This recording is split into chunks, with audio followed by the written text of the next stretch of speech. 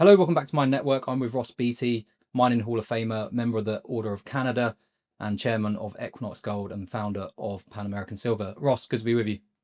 Thank you. Like I was saying before we just click record, I had a few topics in mind when we organised this a few weeks ago, and one was silver market. I really like the demand fundamentals around silver. The other one was the Equinox deal, but I feel like I've got to talk to you about what's been going on this week. It'd be rude not to. Um, how are you viewing things at the moment, and is this impacting your businesses in any way? You just can't invent this stuff. It's crazier than fiction. I don't know if anybody knows what's going on. This madman in the White Horse is just running berserk. And there's a lot of unintended consequences, and we're still gonna, these are unfolding every single day right now. So it's a mad world, and Trump's just going completely gonzo. So. Uh, Where it's going to end up, I don't know, but it's sure good for gold. I mean, this is happening this morning. Gold's up $100 an ounce, and who doesn't like that if you're a gold producer, a big gold producer? So, yeah, I don't know where it's going to end. Quite frankly, it's just a dumb thing to do, and it's going to cause all kinds of stupid reverberation through the world, lose people an awful lot of money, and bring in general chaos that we don't need. That's kind of my short summary. We just had a market crash similar to the COVID pandemic. One of the things I remember during that time was a lot of people, as soon as the crash was sort of settling out, people were repositioning their cash into sort of tangible assets like mining. We had that really nice 6 month period during COVID where mining actually almost had a bit of a bull run. Are you obviously there were some supply chain fundamentals behind that and a few other things going on, but are you seeing something similar here where potentially we could see a bit of a rerouting of money into more physical assets? Yeah, like I said, I honestly, I don't know what's going to happen. My crystal ball was pretty good, when we started Equinox Gold, 7 years ago, back in early 2018. Um, when gold was 1350, it seemed a very underbought asset, and it looked like it was going to go up pretty well. Had a pretty good bull market legs behind it, and that's panned out really well. That went up to sort of 2000, 2200 maybe. It was I think, a relatively easy call to say gold was going to blow through $2,000 at some point. But this crazy run we've had since Trump's inauguration, or even before that, since he was elected, running from 2000 to 3100, nobody, I think, would have predicted it would have run as quickly and as hard as it has, other than the most extraordinary gold bull in the world, and there are a few of those. But rationally, it's a market that's run awfully hard, and markets generally don't do that. The crazy thing about this particular run is that the gold equities haven't followed. Gold equities are up a bit, but they don't have nearly the leverage that they normally have in most markets, where if gold goes up 5%, they go up 15 or 20%. And uh, and so I don't know when that's going to happen. It hasn't happened yet. Look at Barrick, look at Newmont, look at smaller companies, look at Equinox Gold for that matter. Today, gold's up $100 an ounce. That's all profit for Equinox. Our costs are below $2,000 an ounce, and we're up 3%, 2.5%, 3%. So the equities just haven't followed. And what that's telling me, and it has for the last year or so, a couple of years really, when we started that disconnect between the gold price and the silver price and the gold and silver equities, that disconnect where gold and silver ran, but the equities didn't, is that there's different categories of buyers. People who are buying gold are the central banks, are Asian investors, retail investors particularly, and they aren't the ones who are buying gold equities. People who traditionally buy gold equities, there's a lot of people in New York who buy them, and there's a lot of U.S. retail investors, European investors, and typically gold runs when the dollar weakens. Last couple of years, the dollar strengthened. Gold runs when yields go down. Typically, yields have gone up of late, and so there's all these traditional patterns that haven't applied for the last couple of years. Gold has run, but it shouldn't have. So nobody's buying gold equities, even though margins are better, fundamentals are better, reserves and resources that these companies have are worth way more. So the fundamental picture for those gold equities is really bullish right now. If I had to bet right now, I'd say, I think the catalyst is probably the $3,000 gold level.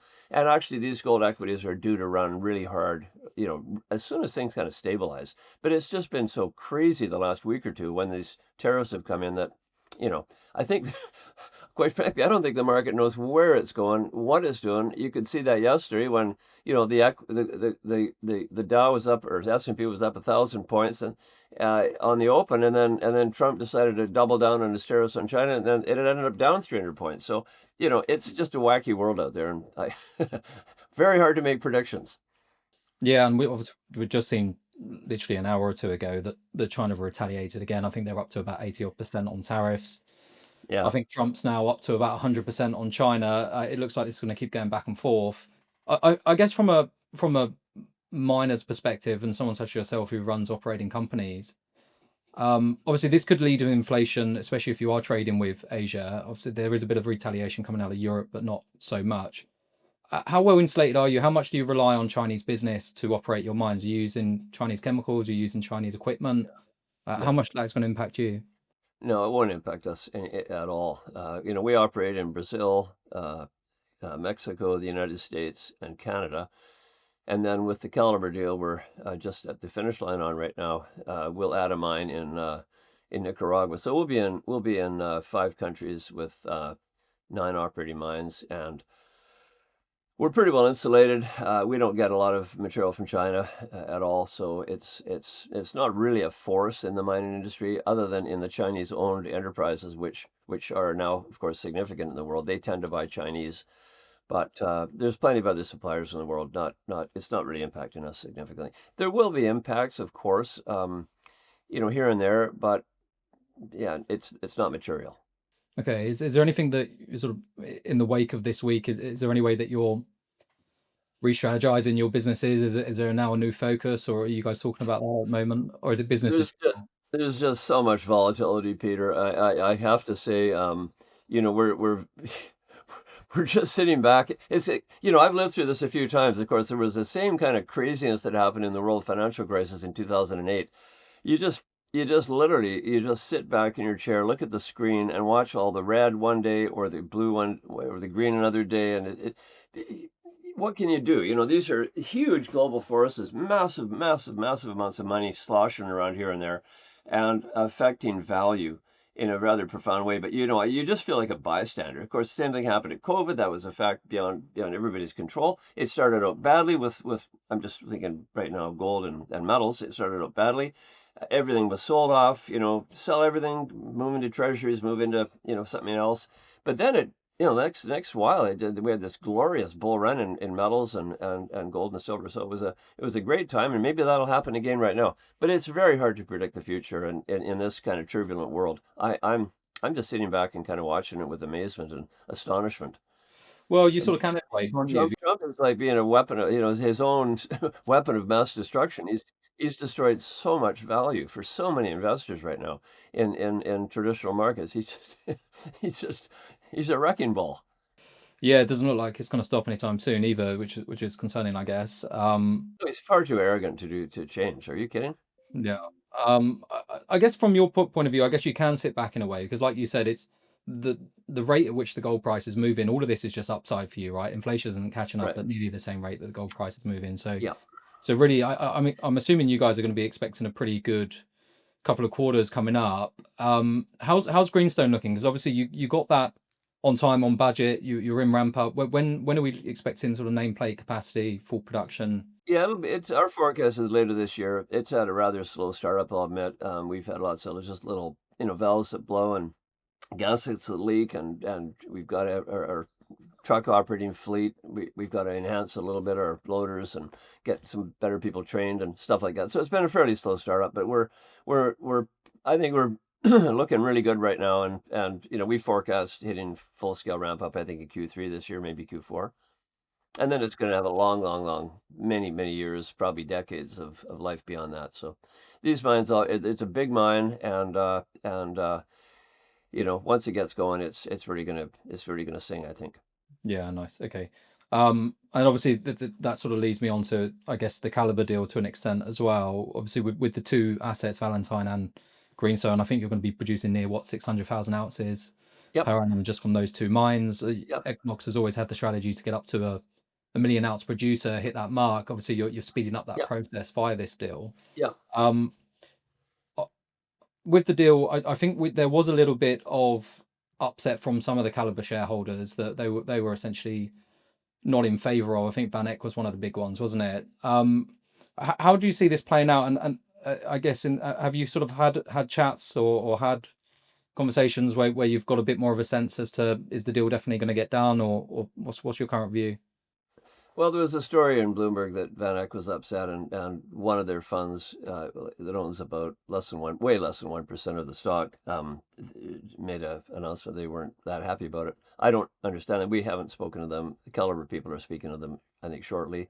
Their main ETF, which holds most of their stock, I think is going to vote in favor of it, depending on what Glass comes out with this week. And otherwise, it's been pretty stable. You know, you've not had a lot of arbitrage in between the companies. Nobody's expecting a higher price from anyone else, and certainly not from us. Most of the shareholders have been in favor because it's a very logical deal. I think we've spoken to pretty much every Equinox shareholder. They love the deal, and almost all the Caliber shareholders love the deal for obvious reasons. It's a very synergistic deal. If you look at the trading history of the last year, Caliber has had a pretty good move and certainly outperformed Equinox as we were ramping up Greenstone. So their kind of premium was in the market already, even though their big mine hasn't actually opened up yet. It opens in June, July this year, and it's going to go through the usual startup issues too. So we just kind of felt that an at-market combination was the right thing to do. It doesn't erode premium the way premium takeovers do immediately when the arbs get involved, and we just thought it was good business for both of us. A very synergistic combination, two Canadian assets mainly, another Latin American asset combining with some of ours, building a really big company, and to me, it's 1 and 1 is 3. It's a classic case of a sensible, logical transaction. It's not like we're buying an asset in Borneo or Central African Republic. These are assets that we have already management expertise in those markets, and I think it's a very organic, sensible combination, or we wouldn't have done it.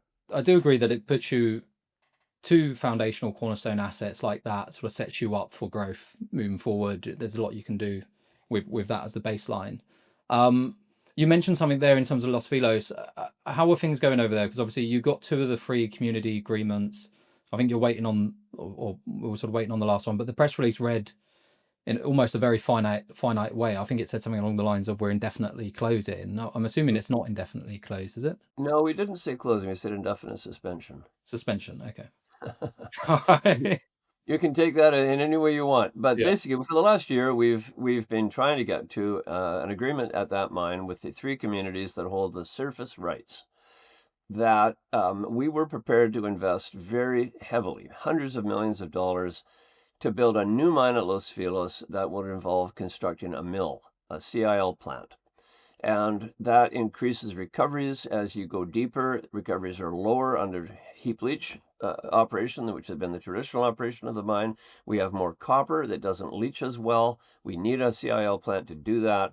And the only way we've run that mine now for 4 years. It's basically been a philanthropy in that we've made almost no money from it. The local people have made, the local ejidos have had value that is an order of magnitude almost more per hectare than other mines in Mexico are paying local communities for land, and it just wasn't making us any money. It wasn't a sensible set of agreements, and so for a whole year, we've sat down with these communities. We've shown them what we could afford to pay. We have shown them what other communities are being paid in the rest of the country, why the transaction is sensible for everybody. And 2 of the communities, actually all 3, agreed in January to a new agreement. And then one of them backed out. 2 of them signed the deal. One of them backed out, and we need all 3 to make it work. And it's very unfortunate. We have a rather militant group in that one community that that just I just don't understand their logic, particularly when they've already agreed on something and then they back out. It just doesn't make any sense. A mine that's closed generates no value for anyone. That Los Filos mine, that we call it Los Filos 2.0, will generate about 280,000 ounces a year for 15 or 20 years with the new mill. And, right now it's generating nothing for anyone. So We just had to stick to our agreement. We have reached those agreement with the other two communities. We had to stick to that, and unfortunately, I hope that that community comes to its senses. Certainly, the federal government supports us, the state government supports us, the municipality supports us, but we have to have unanimous approval, and we haven't got that yet. We're still negotiating with them. We're still scratching our heads trying to understand, why they would be so recalcitrant. But I guess when you've had a really good deal for 10 or 15 years, it is hard to back down, and it is hard to understand the reality that it takes two sides to tango, and we're just not prepared to go, to invest all that money for a new mine if we can't have a sensible surface rights agreement. So that's where we stand. Is this the same militant group that did the road blockages around 3 years Yeah, ago? yeah, Yeah. same Okay. one, same one. And how Yeah, was that that? that ended badly for everybody because they just we acquired the mine. We'd been at the mine for 2 months, and all of a sudden this blockade showed up, and these guys are trying to strong arm us into increasing their their payments, and you know we just arrived on the scene, and here they were trying to, and that tactic worked for the other companies that had that mine before. The tactic worked. They just caved in and gave them more, and they thought we were going to do the same. But the mine is basically at the end of its life as a large open pit heap leach mine. We've got to go underground. Recoveries are worse. We've got to put in the plant. If we do that, this mine's going to generate value for everybody for years and years. So, we hope that they'll come to their senses, and we'll get that deal done as soon as possible. Okay, because I was quite surprised. There wasn't a strong market reaction when you actually put that statement out. You didn't see a massive correction in share No. prices. I mean, the reality is that the investors in our shareholding base have kind of discounted the value of Los Filos to close to zero because we've not been able to make money at it, and we've had these local issues. So, and it's got nothing to do with social license either. I mean, we I would say, we've been working really hard to maintain social license we've had everywhere else, but we never had it to begin with at that mine, and we've been trying to claw it back, but it's really hard. They're just a rather recalcitrant group, and what can you do? And they're aided and abetted by some anti-mining NGOs that, just hate mining anyway. So it's a strange situation. Do you think, in that sense, then, does the fact that it has been suspended? Because one of the main questions I had when I saw the press release was, does that impact the Caliber deal, given the. No, But no, not at all. it Not at sounds all. like you're saying that it was already sort of priced It's in. already fully Yeah. priced into our stock. In fact, it gives a fabulous option value for Caliber shareholders to the extent we have that recovered in our value. There's a lot of upside there if we can get that agreement done and get mining again there. It's a really great ore body, by the way. It's I don't know, we've got 15 or 20 million ounces of gold in reserves and resources. So it's a wonderful ore body, and we just have to get this deal done so we can actually operate it profitably and make that investment, make it sensible. And on the Caliber side, is that now fully funded, or do you think you're going to be required to put some capital up to get that mine complete? Yeah, no, I think it's basically fully funded. We added a bit of money on the announcement of the Teller deal, 75 million, and they did the convertible debenture for that amount to just put a little bit of icing on the cake on the construction, just to provide some support. Sometimes mines, as you well know, sometimes mines do take longer to start up. Sometimes things happen that, equipment might break and they need to replace it, and that shuts it down for a while. We've had that happen at Greenstone 4 or 5 times that required multi-day closures and repositioning of valves and recalibrating some of the computer technologies. So that's normal in any large mine startup. So it just gave them a bit of a buffer. Okay, yeah, no, like you said, I mean, it's almost more rare that doesn't happen when you're ramping up or starting up a mine, Yeah, right? yeah. And the last thing you want to do is run out of money while you're starting up. Yeah, yeah, true. Yeah, very true. I wanted to move on to silver, because I'm not a massive believer in the silver gold ratio, but you look at it at 100 to 1, that seems pretty impressive that we got to that point. But I think the other side of silver in terms of demand fundamentals are just so compelling, and it's really turning into a metal that I'm getting more and more attracted to. Obviously, you've spent a lot of time in the silver space. I wouldn't mind just quizzing you a little bit as to how you see the silver market panning out, because it now appears to be, I think it's around, what, 60% industrial now versus monetary. It's turning more into an industrial metal, and you're really seeing this. I think it's been 5 years of supply deficit in the silver market. I mean, how long can this continue until stockpiles start running out and we start seeing an explosion in this space in terms of the price? Yeah. Well, you may, I don't know how many of your viewers know, but I started Pan American Silver in 1994 with a single focus to become the world's largest primary silver mining company, and we got to number two, I think, and then I retired, and wonderful management team is taken over from me, I don't know, 5 or 6 years ago, and they've acquired Tahoe Resources, they acquired Yamana last year, the year before, and a couple of years ago, and that's added a big gold component. So Pan American today is actually more like a silver and gold company. They produce nearly 1 million ounces of gold and 24 million ounces of silver. So, but through that run, I got pretty involved in the silver market. I was the president of the World Silver Institute. I think I visited almost every silver mine in the world. I just went crazy on looking at where they were, how you find them, how you develop, who owns them, and I tried to buy almost all of them at one time or another. So, I've watched the silver market, and you're right. I mean, the silver to gold ratio today is 100 to 1. It's almost the highest in my career. It traditionally was 55 to 1 for years and years and years and years, and now it's 100 to 1, which suggests that silver is underbought and gold is overbought, or something like that. But having said that, just like you said, I don't put too much stock in the gold silver ratio. It doesn't really mean a hell of a lot, uh, other than historically. It ran like that for decades, and maybe it's going to revert to that, which suggests probably that silver has got a lot of room to go. The reality is they're different metals. Gold is fundamentally just a precious metal, and silver is both a precious metal and an industrial metal. I call it the schizophrenic metal. It has more uses than any other metal. It is the most widely used metal in the most wide number of uses. It's an extraordinary metal. And when I started Pan American, it was like a third industrial, a third jewelry and silverware, and then a third cameras, a third use in film processing. Well, that's disappeared completely, and today but it's still used, in jewelry and silverware, and people like using it as a store of value, like gold. So it's still precious metal, but the uses of silver have expanded to all kinds of health uses, and in hospitals and air purifiers and burn medicines and all kinds of stuff like that, but mostly in renewable energy. It's if you look at the if you look at the use of silver in photovoltaic cells, it's gone from close to zero, 15 years ago. And as the silver, as the solar electricity sector has increased, which has increased, exponentially, the need for silver, because it's the most conductive of metals, most conductive of all metals for both heat and electricity. Therefore, it's widely used in photovoltaic cells, and the demand now is close to 250 million ounces a year, up from nearly zero.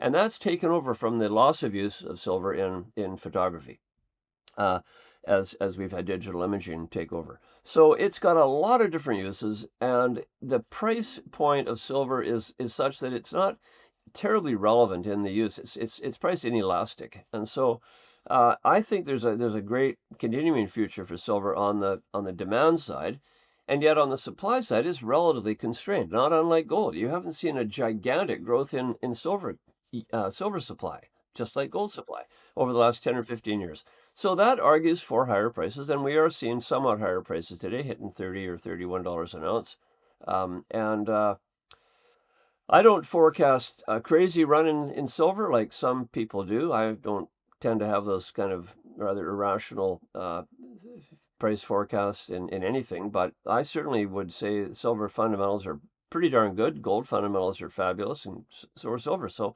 I think they're going to continue to do well. Where that ends up is anybody's guess, and when it all happens is anybody's guess. But market fundamentals are good. The big ones for me in the whole commodity game are, actually copper's got great legs, silver's got good legs, gold's got good legs.